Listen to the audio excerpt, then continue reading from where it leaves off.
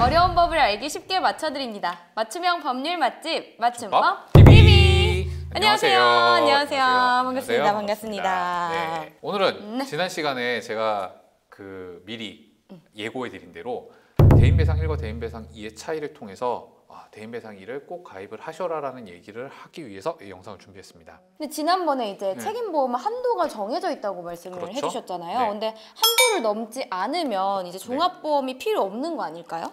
예를 들어서 대인배상 1위는 이제 그 상해 등급에 따라서 배상해주는 보장 금액이 정해져 있어요. 예를 들어서 네. 우리 이제 교통사고 나서 목을 삐끗했다, 허리를 삐끗했다 하면은 그 이제 경추나 요추의 염좌예요. 네. 자, 요거는 상해 등급이 12급이고요. 요거는 책임보험에서 보장해주는 최대 한도가 120만 원입니다. 네. 실제 피해자가 나 MRI도 찍고 CT도 찍고 맞아, 뭐 비싼데, 해가지고서는 실제로 치료비가 300만 원이 나왔다. 네. 그런데 책임보험 120만 원까지밖에 안 준다. 그러니까 보험회사에서는 우리는 120만 원밖에 못 드립니다.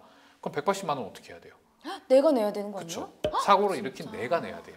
그러니까 내 주머니에서 나와야 된다는 얘기예요. 그럼 만약에 네. 이제 과실 비율이 9대 1이고 8대 2일 경우가 있잖아요. 그렇죠. 네. 그럴 때는 상대방 과실이 이제 훨씬 많아도 네. 치료비를 내가 다 내줘야 되는 건가요? 그래요. 바로 그것 때문에 또 문제가 되는 거예요. 원칙적으로 100대 0 사고가 아니면 있잖아요. 네. 나한테 과실이 10%만 있어도 과실 비율과 진짜? 무관하게 상대방 치료비를 다 내줘야 돼요. 그러니까 방금 말한 것처럼 300만 원 치료비가 나왔는데 내가 책임보험밖에 안 들었다? 네. 그럼 120만 원은 내 책임보험에서 주더라도 180만 원을 무조건 내가 내요. 다 내야 되는 거예요.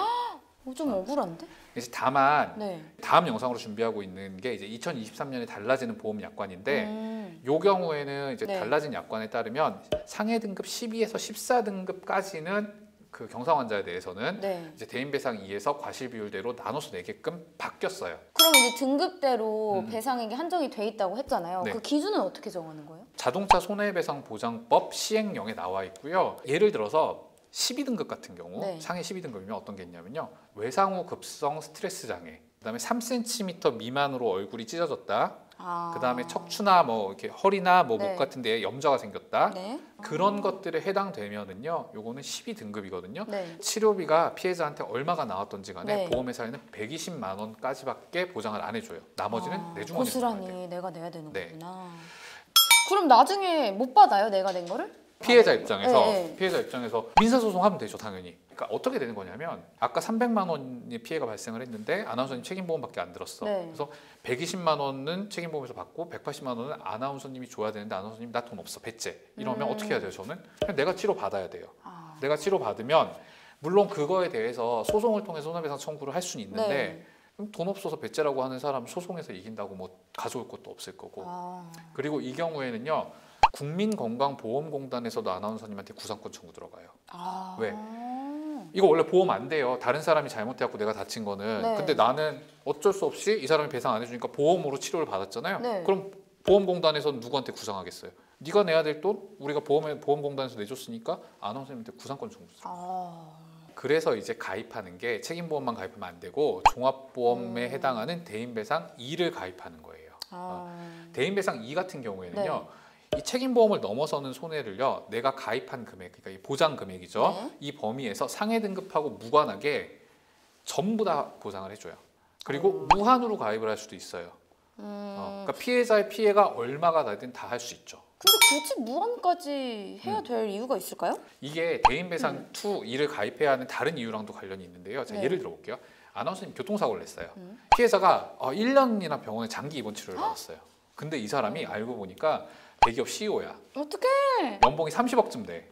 피해자 끔찍해. 입장에서는 네. 1년 동안 내가 일을 못해서 지금 30억이 날아간 거 아닙니까? 그럼 치료비랑 별도로 이 사람이 야, 너 때문에 내가 30억 못 벌었으니까 30억 배상해라고 할 수가 있을 거 아닙니까? 그쵸. 이거를 법적으로 이제 일시소득이라고 해요.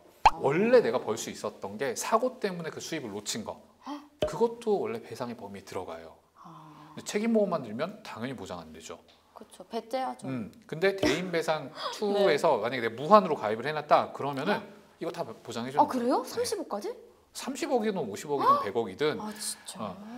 이 사람한테 발생한 모든 손해를 다 보상을 해줘요. 그래서 결국에 이 대인배상 2를 가입을 하셔가지고 손해에 대해서 모든 보장을 받으시는 게 좋겠다라는 거고요.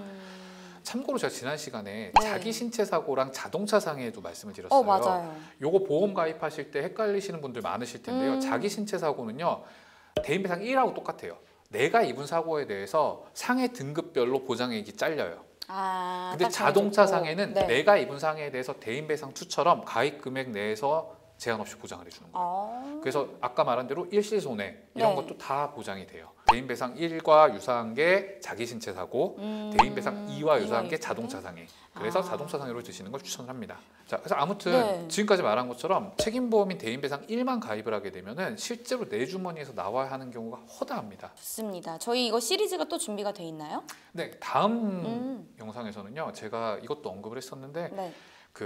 아까 제가 올해부터 적용되는 약관에서는 과실 비율에 따라서 약간 달라지는 게 네, 있다고 네, 네, 말씀드렸잖아요. 그거 설명을 드릴게요. 좋습니다. 좋습니다. 그럼 저희는 다음 영상에서 만나보실 수 있고요. 오늘도 저희 영상 보시고 좋으셨다면 구독, 좋아요, 알림 설정까지 많이 많이 부탁드릴게요. 안녕. 안녕.